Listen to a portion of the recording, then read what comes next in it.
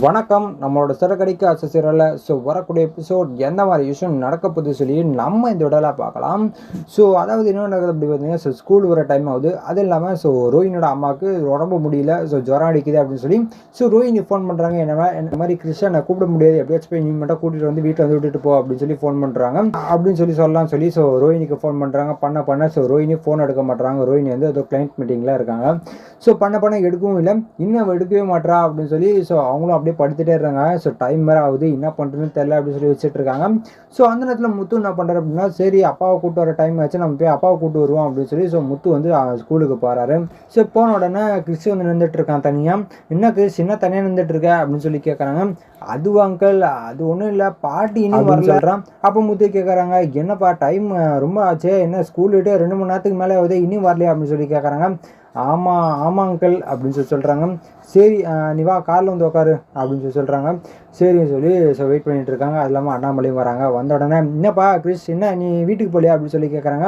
அப்போ முது சொல்கிறாங்க, அப்பா அவங்க பாட்டி இன்னும் வரலையா, அதான் என்ன பண்ணலான்னு சொல்லி யோசிச்சுட்டு இருக்கேன் அப்படின்னு சொல்கிறாங்க. சரிப்பா வீட்டில் கொண்டு போய் விட்டுரு அப்படின்னு சொல்லி அண்ணாமலை சொல்கிறாரு. அப்போ கிறிஸ் கிட்ட கேட்க, கிறிஸ் உங்கள் வீட்டுக்கு போகிற வழி தெரியுமா அப்படின்னு சொல்லி கேட்குறாங்க.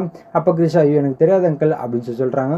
சரி அப்போ அவனு பண்ணுவோம், நம்ம வீட்டுக்கு கூப்பிட்டு போவோம், அதுக்கப்புறம் முடிஞ்சால் கிறிஸை போய் கொண்டு போய் வீட்டில் விட்டுடலாம்ப்பா அப்படின்னு சொல்கிறாங்க. சரிப்பா அதான் கரெக்டு அப்படின்னு சொல்லி 2 பேருமே கிளம்பி கிறிஸ்டியன் கூட்டிகிட்டு வீட்டுக்கு வராங்க. வந்த உடனே என்ன நடக்குது அப்படின்னு பார்த்தீங்கன்னா, கிறிஸ் வந்து உள்ளே வந்த உடனே ஜாலியாக விளாண்டுட்டு இருக்கான். அது இல்லாமல் மீனை வந்து சாப்பாடுலாம் ஊட்டி கொடுத்துட்டு இருக்காங்க. அந்த நேரத்தில் என்ன நடக்குது அப்படின்னு பார்த்தீங்கன்னா, ரோஹின் வந்து வராங்க. வந்த உடனே உள்ளே வராங்க. வந்த உடனே கிறிஸ் ஜாலியாக விளாண்டுருக்காங்க. டக்குன்னு பார்த்த உடனே ரோஹினி அம்மா வாங்கம்மா அப்படின்னு சொல்லி கிறிஸ் வந்து கூப்பிட்றாங்க. மீனை வந்து பார்க்குறாங்க.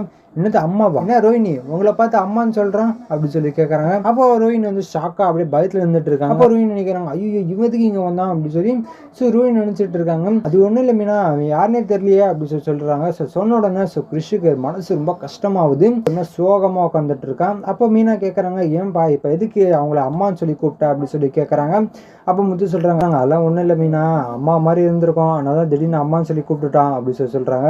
ஐயோ பாவங்க அப்படின்னு சொல்லி மீனா சொல்கிறாங்க. சரிங்க இருந்தாலும் அந்த ரோஹினிக்கும் கிறிஷுக்கும் ஏதோ கனெக்ஷன் இருக்கிற மாதிரி தாங்க எனக்கு தெரியுது அப்படின்னு சொல்கிறாங்க.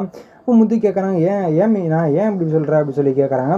நம்ம அப்பப்போ பார்த்துட்டு இருக்கோம், எப்போல்லாம் ரோஹினை பார்க்குறோனோ அப்போல்லாம் அவன் மூஞ்சி ரியாக்ஷன்லாம் மாறுது பார்த்தீங்களா அப்படின்னு சொல்லி கேட்குறாங்க. ஆமாம் மீனா நானும் அப்போ தான் பார்த்துட்டு இருக்கேன் அப்படின்னு சொல்கிறாங்க. இதுக்கப்புறம் எந்த மாதிரி விஷயம் நடக்க போகுது சொல்லி நான் அடுத்த வீடியோவில் உங்களுக்கு அப்டேட் பண்ணுறேன். அது வரைக்கும் நம்ம சேனல் சப்ஸ்கிரைப் பண்ணி பக்கத்தில் பெல் ஐக்கன் கிளிக் பண்ணி வச்சுக்கோங்க. நன்றி, வணக்கம்.